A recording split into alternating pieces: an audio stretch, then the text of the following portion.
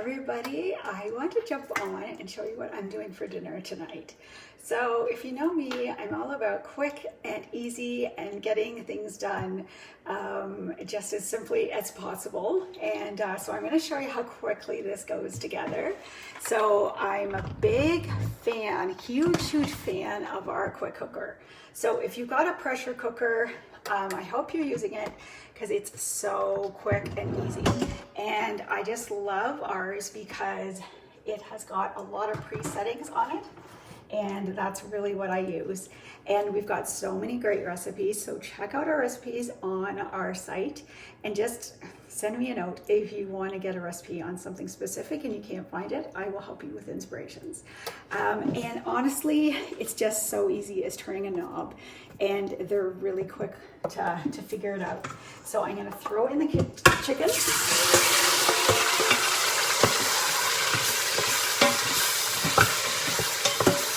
Oil in there, and I got it set to sear, and it's just really quickly heated up the oil in here, and it says to do it in 2 batches, but again, who has time for that, right? So I've just put it in here, and I'm gonna let it just do its thing in there for a couple minutes while we just talk about what I did to prepare the chicken. Now you don't need to do this, but I'm a real fan of just marinating my chicken for a few minutes to let it sit. So I just do simple things. Put on your favorite spice, a little bit of oil, and just let it sit. Garlic, I'm a big fan of garlic. You guys know I love my garlic presses. I've got them almost in every drawer. So garlic, if you don't know anything else, like if you don't know what to start with, I always start with garlic and basil, and you can't go wrong, right? It's always good every single time. So that's a really good thing to marinate it. And I like to cut my chicken breasts lengthwise this way. So I use the close and cut most often, and then just cut them into smaller pieces. I find your chicken breasts go a lot farther when you do it that way. And for this recipe, you want chicken, they'll ask for maybe chicken tenders, chicken tenderloins cut into bite-sized pieces. But honestly, again, you're going to save a lot of money if you buy a family-sized tray of chicken breasts. You can buy them from wherever you want, every grocery store. Hi guys, hi Doreen, hi Kim. Every grocery store has family-sized trays of chicken breasts, and then when you prepare them yourself, you're going to save a lot more money than if you buy tenderloins, or if the grocery store has to do the prep for you, they're going to charge you for that, right? So if you do the prep, you're going to find that you get a lot of satisfaction out of getting things, getting more for your money. Anyways, I do, and really with prices and things, I think you're going to be happy to get more for your money. So you can prep your chicken breasts entirely ahead of time, or you can just separate them out. Sometimes when I get a large package, I'll just separate how many I think I'm going to need, and I put them in a plastic bag and put them in the freezer, and then they're ready. Or you can, if you want to do all the prep, you can. Some people put the oil and the seasonings in the bag, and then it's all ready to go when they take it out, and it's ready to marinate when it's thawing. So you can definitely do it that way. But I don't go to that much work when I get home with the groceries and I'm unpacking everything. I will separate out a big chicken tray.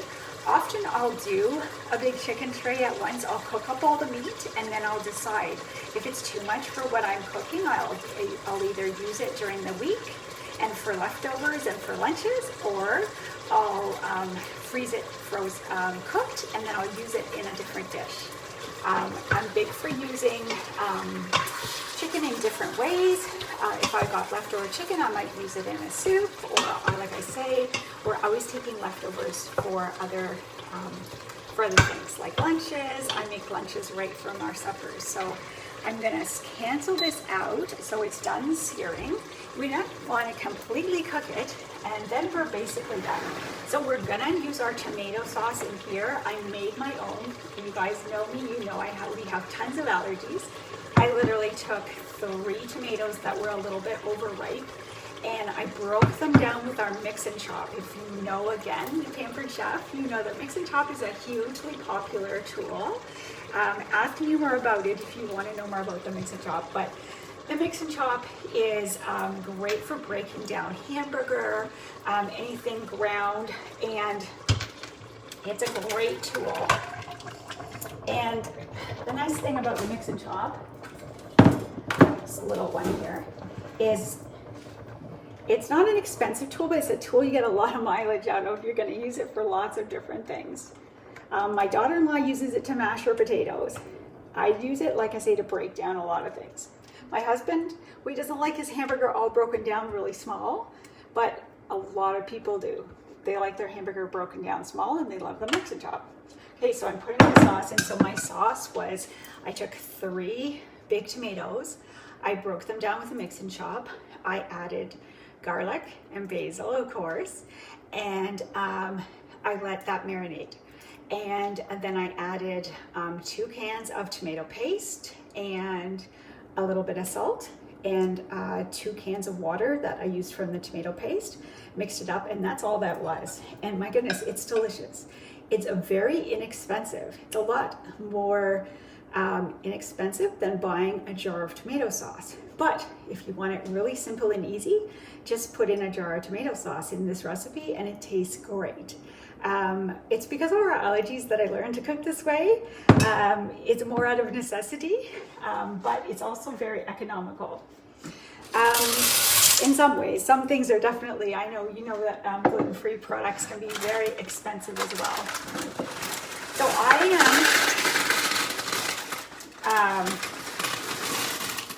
am 1.5ing this recipe, if that's a word. I don't know if that's a word. Because I find that if I can get more in here, I'm going to make more. So it calls for 1 cup of pasta, and I'm using 1.5 cups of pasta.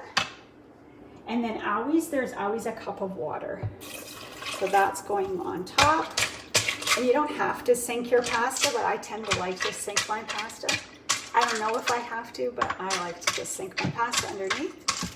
And that's it. So it was just searing the chicken, putting in the jar of tomato sauce, and adding the pasta, and then a cup of water.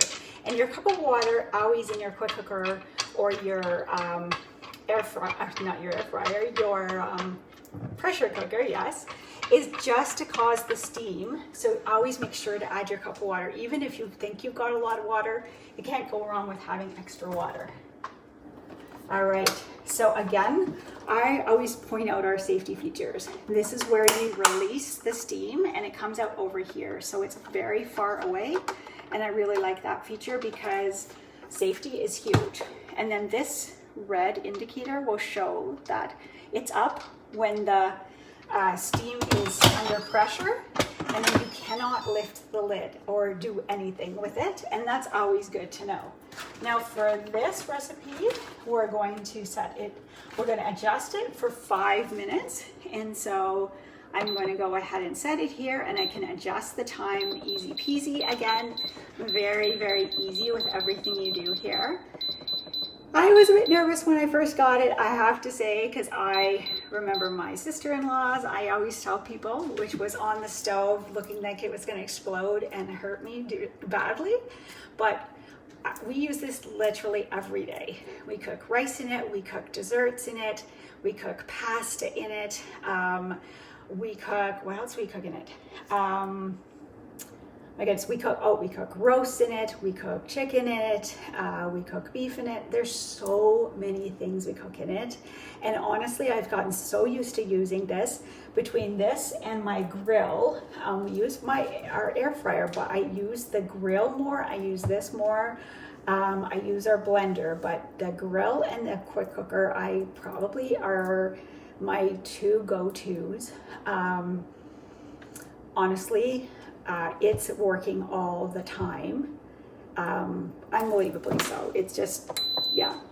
What was I going to say about that? I lost my train of thought there, but literally I'm using this all the time. And so if you're like, people ask me like, what are my favorite products? This is my number one, and it has been marked down. So if you're looking for one of these, or you're looking for a gift for somebody for a wedding, or thinking of holidays, give me a shout out. I'm going to be running something on table coming up, so you might see something about that. If you want to join in, let me know, and I'm out sending out some invitations. So if you want to be a part of that, because I want to show you guys the new platform that Paper Chef has introduced us to, and I'm really excited about it. So it means that we're no longer going to be dependent on Facebook. So a lot of people say to me, I'm not on Facebook, I'm not a fan of Facebook, I'm getting off of Facebook, or when Facebook shut down last week, and it's just like everybody was like, Facebook shut down, we wouldn't have to worry about that. So I'm really excited, and I wanted to show you guys it. So even if you can just come on and see what it's about, I would love to show you guys. And because you guys are all my VIPs, you're my ones I wanted to show especially what was going on with it. And I've already used it, so it won't be just entirely brand new to me, but I did want to show you tables. So keep an eye out for that. So that's what I'm going to be doing this week, and I wanted to let you know about that. I also want to let you know, people always are asking me when the double strength Madagascar vanilla is out, and it is out right now, as well as the Karinji cinnamon and the cinnamon plus. So these are just seasonal, and then they'll be gone. So if you're looking for these, make sure you get in an order for them. They're just for the fall season, and then they're gone. And I know I ran out of vanilla, and I had people asking for it, but we can't order any other time of year. So this is going to be done in no time at all. And then when I let off the steam, I'm going to add Parmesan cheese in, and then I'm going to add in some mozzarella cheese, and then let it sit. And it's, again, super, super quick.